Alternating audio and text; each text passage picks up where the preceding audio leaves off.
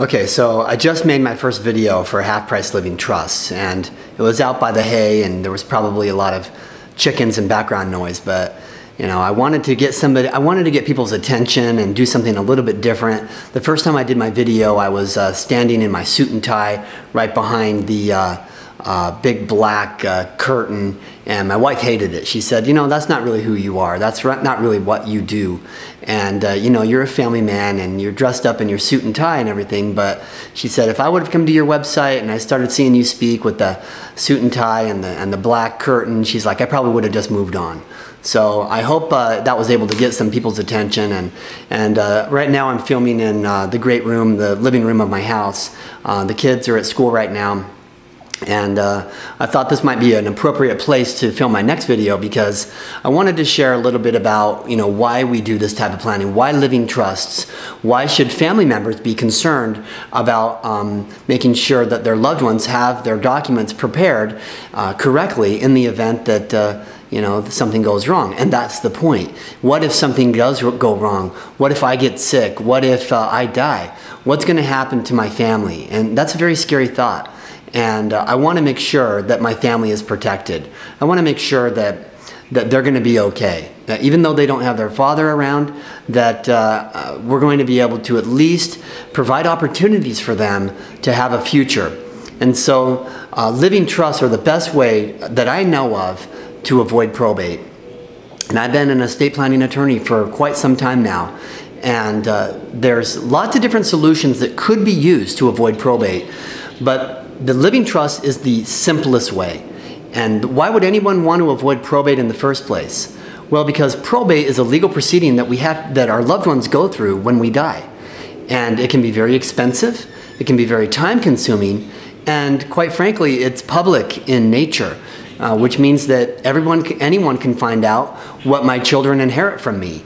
You know, and I have a little life insurance set aside, and I have some other assets set aside for them, and I don't want anybody to find out exactly what my children and my wife are going to what they're going to be getting when I die. And so I don't want to go through probate. I don't want to have them pay an attorney to take them through that process.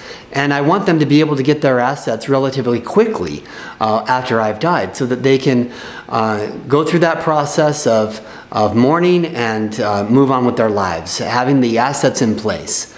A living trust is the most elegant way to avoid probate. What I mean by that is that it does the most with the fewest amount of steps.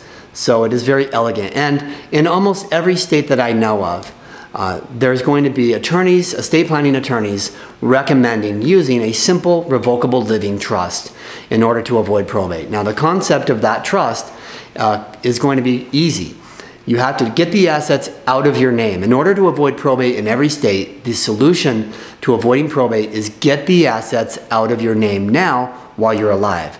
And because you don't know when you're going to die, you transfer those assets into the living trust now. So I know many folks who have a living trust, but it doesn't do them any good. It did not avoid the probate because they did not actually move the checking accounts, the savings accounts. They did not actually move the real estate, the LLCs, the corporations into the trust. So that's very important, and we'll be talking about that a little bit later. Right now I'm just giving you an overview that in order to protect the ones that you love, you're going to want to get the assets into the revocable living trust so that they don't have to go through that probate process. That's the most fundamental reason why folks will form a living trust. Now, later on, as you explore my website, you'll learn that there are many other valid reasons, particularly with the type of planning we do with what we call the full plan. There's lots of other reasons to do a living trust. But for now, I want you to think about preparing it through an attorney, making sure that you hire somebody who has experience in this area, and get those documents prepared, and then move the assets into the trust so that you can protect, as I said, the ones that you love. So I'll be sharing with you a little bit more as we go. For now, take a look around at the website and give us a call, and we'd be happy to answer your questions about, first of all, why would you want to use a living trust? And second of all, why would you want to hire an attorney to get it done? Thank you.